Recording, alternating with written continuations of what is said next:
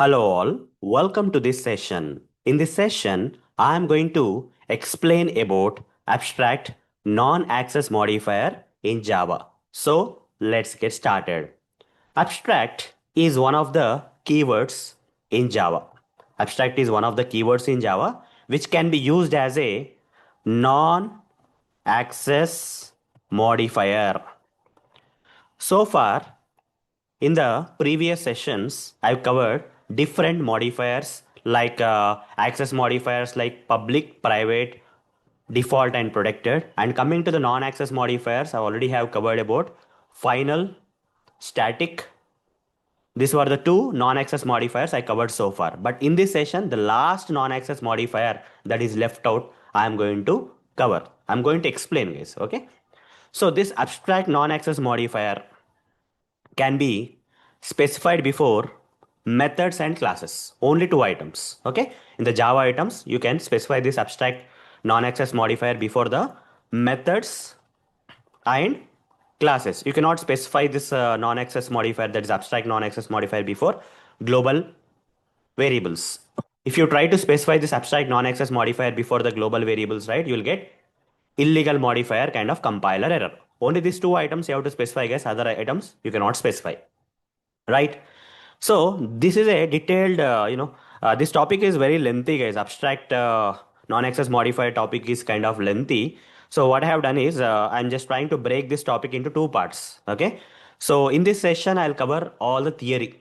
Okay. Theoretical concepts I all completely cover in this particular session, so that the video won't become lengthy. Okay. That's the main agenda. So I'll be breaking this abstract non-access modifier topic into two parts, this session and next session. In this session, theoretical part, whereas understanding and everything will be there. And in the next session, practical part, how to implement that. Okay, fine. So with that note, let's move on to the next thing that you need to understand about this abstract. So abstract is a non-access modifier which can be specified before the methods and classes only in Java. Okay. So what will happen if you specify this abstract? What is the use or purpose of specifying this abstract non-access modifier before these methods and classes? The goal or purpose or ultimate use is for partial, either you can say partial implementation or partial abstraction. Anything is same. Both are same, guys. Okay. In an opposite way, they are same. Okay. Either abstraction, partial implementation, partial abstraction. Why I can say that these two things statements are same? Because you see, you take in real world, you take a glass case. Okay. In that you pour half of the water. Now, by looking at that glass containing only half of the water, I can simply either, there are two ways of conveying that. Okay. That is, that particular glass is half water filled. That is one way. Or I can also say that that particular glass is half empty. Either I can say half full, half empty. Both are same, right? Here also same thing. Abstract means partial implementation. You implemented only half. Partial abstraction. You hidden half. You have not implemented half. Both are same only, right? The meaning is same. Ultimate result is same. Either partial implementation, partial abstraction, both are same. Okay.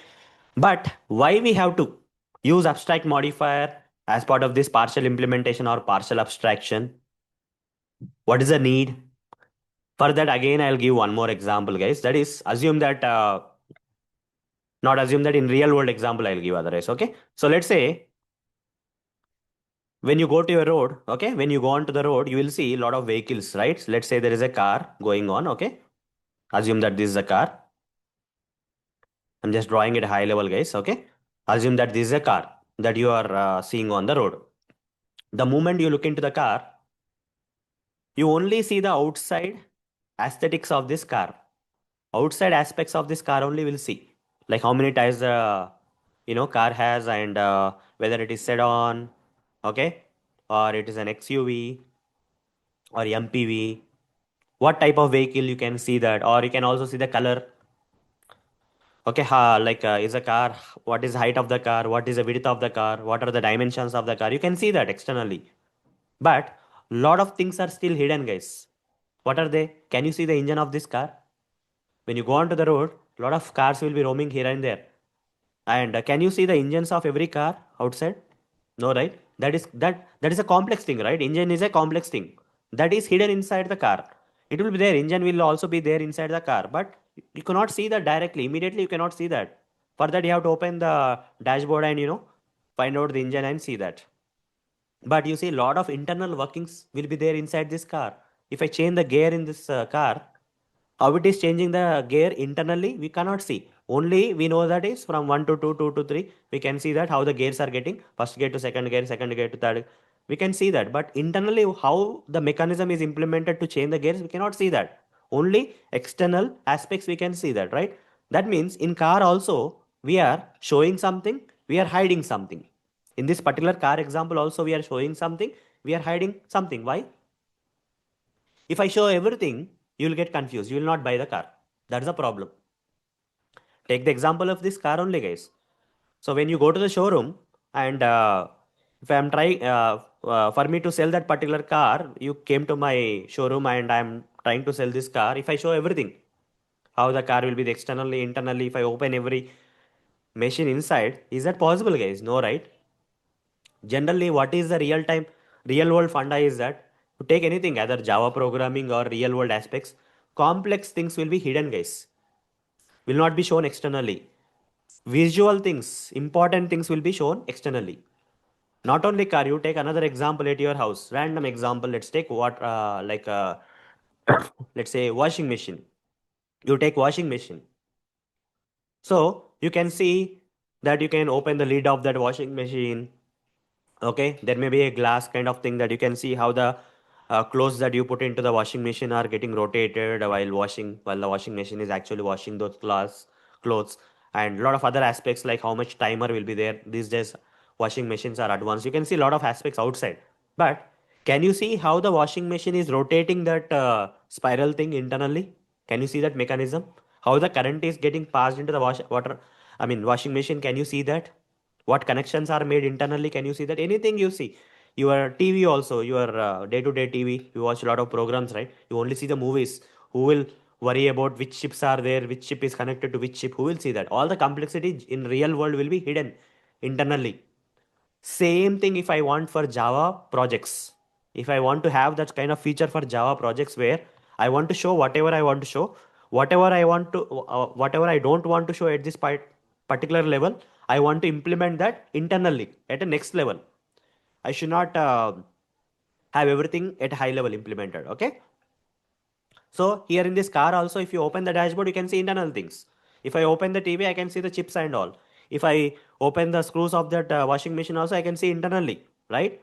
But everything is not externally implemented, right? At the same level, it's not implemented. Multiple layers, we are implementing different aspects of a items in the real world. Same thing in Java programs also.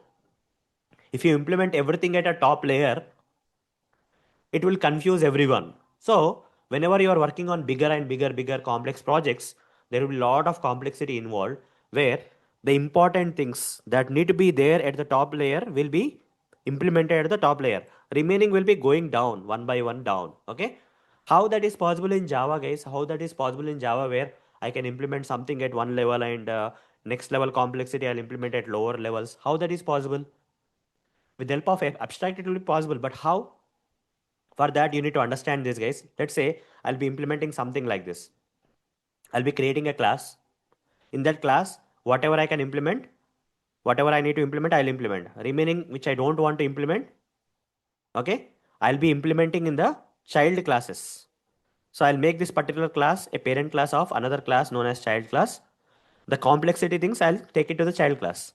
And still, if I don't feel that that particular complexity should be solved at this level, I can also take it to the next level also. Okay, I can create grandchild class. I can keep on going, guys. I don't have to implement everything at this class level, top level. Okay, if I don't want to implement something, I can take it down to the next class, child class, or lower levels. Okay, so this is how the complexity will be divided in real Java programming when you work in big Java projects, right? Okay, like that, how the car is hiding the complexity things inside. Similarly, here child classes will take care of the complex stuff, whereas visual stuff, which can be okay at the level, will be at that appropriate level, can be implemented here.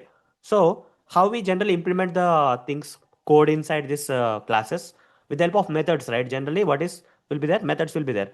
So here I am implementing this. Let's assume that there are four methods. In that, two methods I am implementing.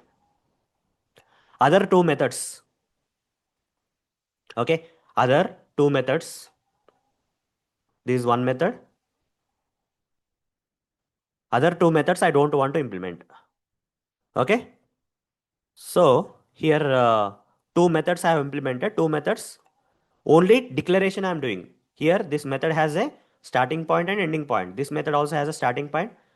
I mean opening curly braces is there, ending curly braces, and some code is there. But coming to these two methods, only declaration of the methods is there. No implementation is there here. This implementation I want to do at the child class level. Okay, that's how the Java has designed this kind of concept of abstraction, guys. I'll explain again about the abstraction in the upcoming sessions, but at this point of time, you try to understand what is the purpose of the abstract non-access modifier. So when you specify this non-access modifier before the methods and classes, we can achieve this kind of stuff where at the parent class level we can implement something, we cannot we'll not implement something, we'll only declare something. That unimplemented things which are not implemented here, let's say there are two items, right, which are not implemented.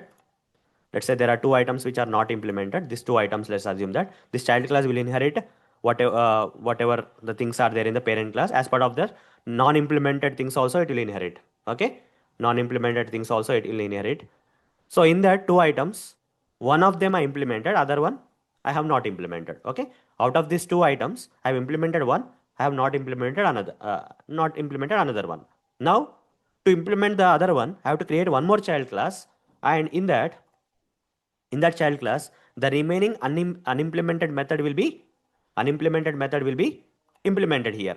So this is how the complexity is going down. Oh, sorry, it is implemented here. I don't have to fill the color actually. Okay, so here you see at the parent level, it's partially implemented. You see, only two items are implemented. Partial implementation. Out of four, only two items. As an example, I am giving partial non-implementation. That is partial abstraction. Partially you have implementing, partially you are abstracting. Okay, same thing. Whatever you have not implemented, you are implementing again in the child class. Either if you implement everything in the child class, you don't need another child class. But what if in this child class also, if you are partially implementing, then in its child class you have to implement. Okay, I'm trying to explain at a theoretical level, guys, not practical. Okay, in the next session I'll cover everything in practical mode, but for now try to understand what is abstract non-access modifier, where it can be specified in Java for the Java items, before which Java items you can specify this abstract non-access modifier. And abstract non-access modifier is the last non-access modifier we have, and it's actually there for a partial implementation, partial abstraction, and real world example you understood, right? Complexity should be hidden or implemented at the next level. Okay, only when I open the dashboard of the car I should be able to see the engine. Directly I should not see the engine.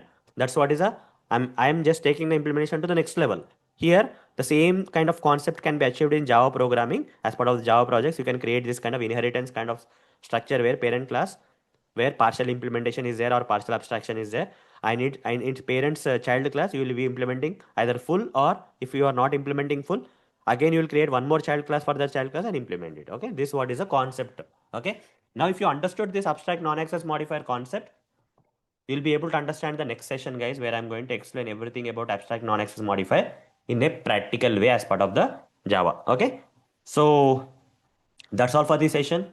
See you in the next session. Thank you. Bye bye.